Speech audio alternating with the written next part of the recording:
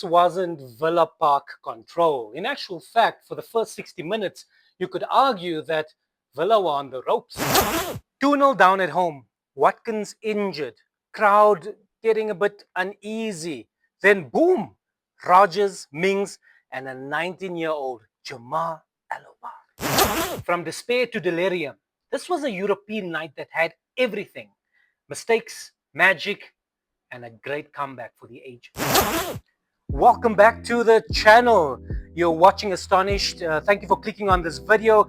You're with me, Dre, and we're going to do a bit of a breakdown and a quick review or match reaction between Aston Villa versus RB Salzburg. If you're new to the channel, please hit that like and subscribe button. Be happy to have you on board this Aston Villa journey, as we say, up the Villa.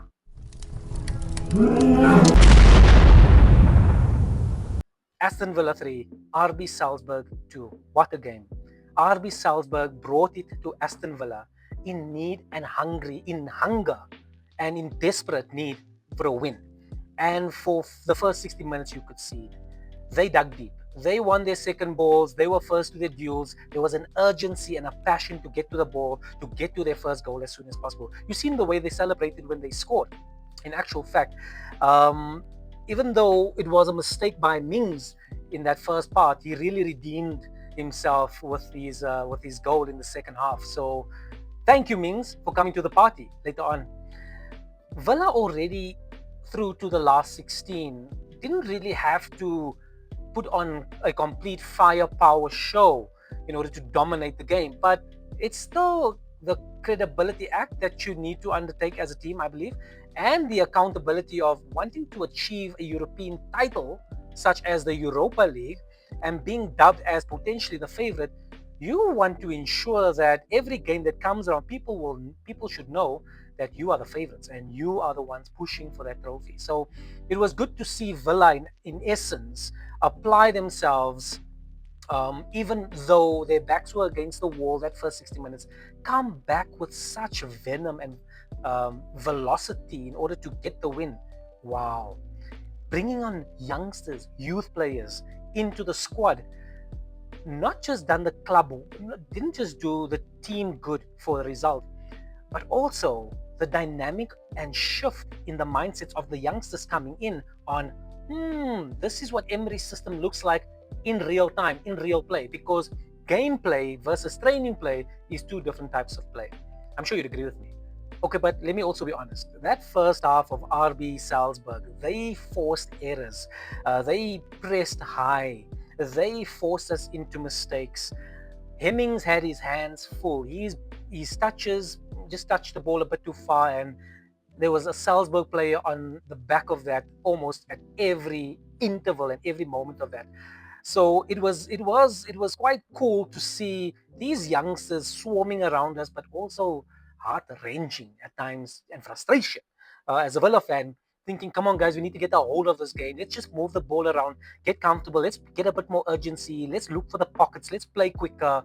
And also, let's see how we can slow the tempo down. Let's talk about Ollie Watkins. We're so fortunate to have Tammy Abraham coming through. It looks like Watkins is probably going to be injured for a period of time. I don't know what the time is, but he seemed okay walking off the pitch, but chances are that he probably won't be in for the game for Brentford. I'm just speculating. Or maybe it's just my hunger to see Tammy Abraham get a swing and a shot at this with Douglas Luiz in the center alongside Anana. And I think that would be a throwback to so many good times that we had as Villa fans, with Douglas Luiz in the center, with the things he could do, his creativity, and Tammy Abraham being critical, almost as a proper, not almost, an actual proper, I'm getting tongue-tied, proper poacher, and getting the goals for us in the championship. So could Ollie Watkins' injury prove to be costly at this stage? I think it could.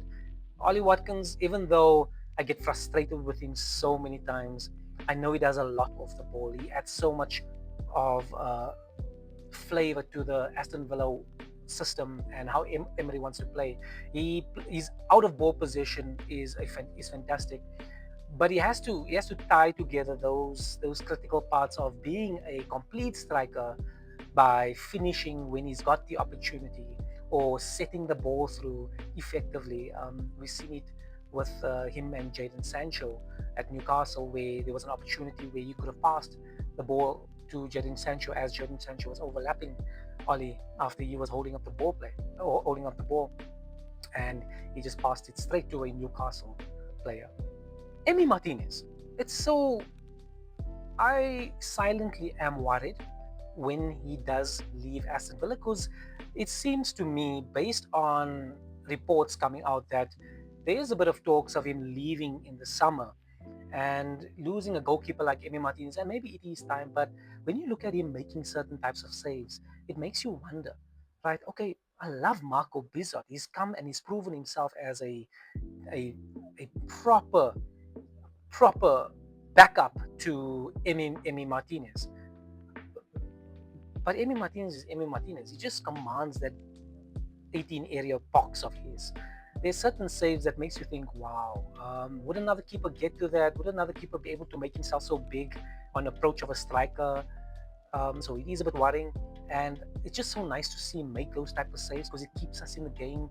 It gives us a boost, and it gives us that confidence moving forward that, you know what, we can handle the pressure. Even though they're cracking through the defense, we got a solid goalkeeper that's got sticky gloves and happy to catch or push it far away, out of reach from the rest of the team, the opposition.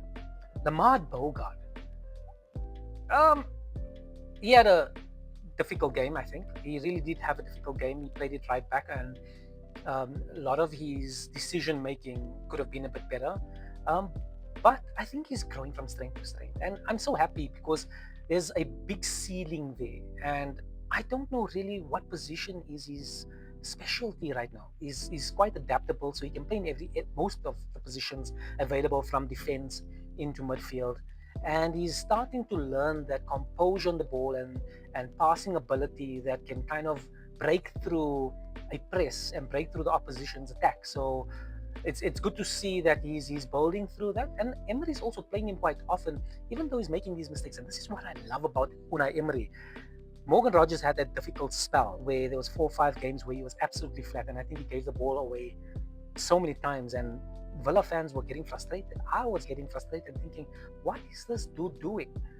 And I've seen and Unai Emery, as an example, played Morgan Rogers through that spell. And look at Morgan Rogers.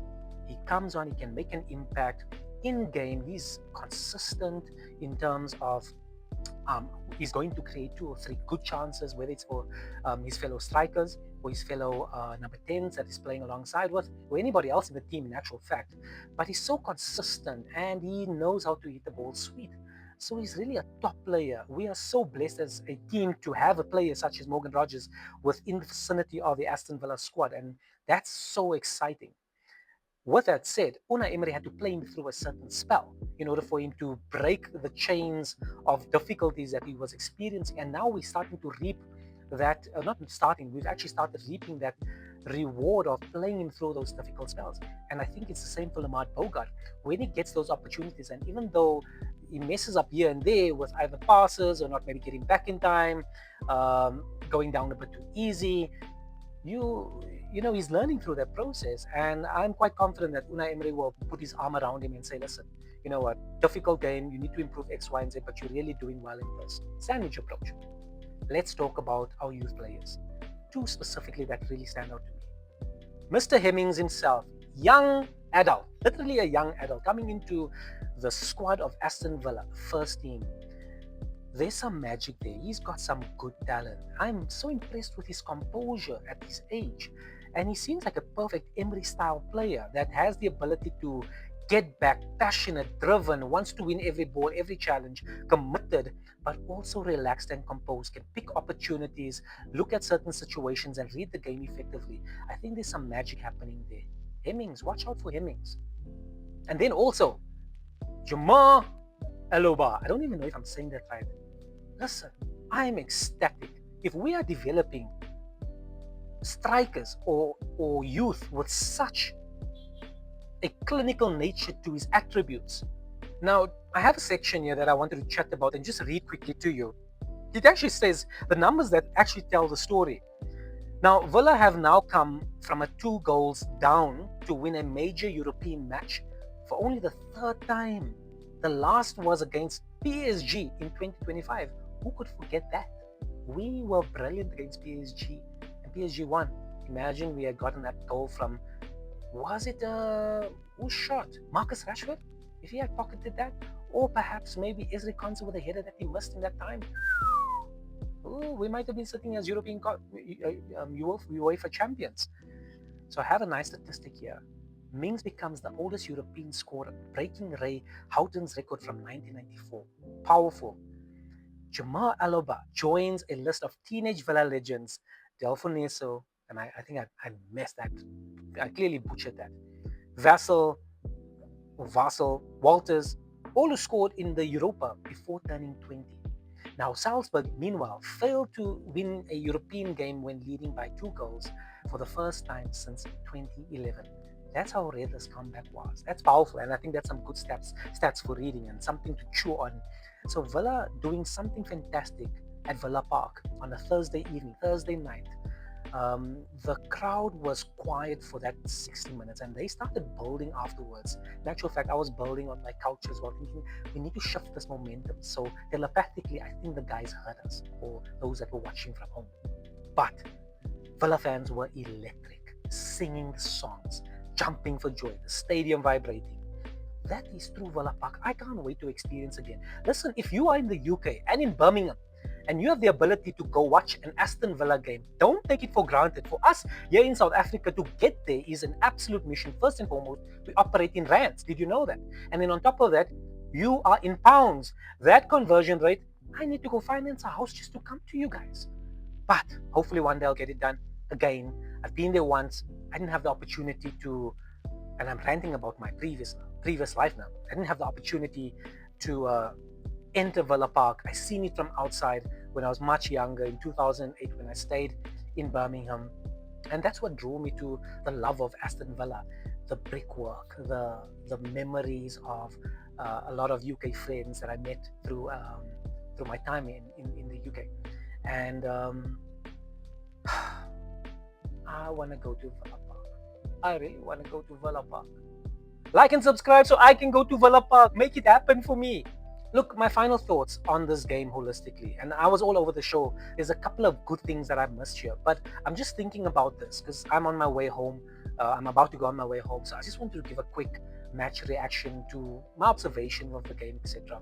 And I wrote down my final thoughts just so that I don't miss it. You know, I sometimes think a bit faster than I'm actually talking, so forgive me. I'm going to read what I said. So I said this was a night of heart, history, and hope. From 2-0 down to 3-2 up. From despair to delight, definitely. Aston Villa showed what makes this club special. Emery's process is working, we know that. Real Madrid, stay away. The young players are stepping up. The fans are believing. And Villa Park once again witnessed a European night to remember. From my home to your home, up the mighty Villa.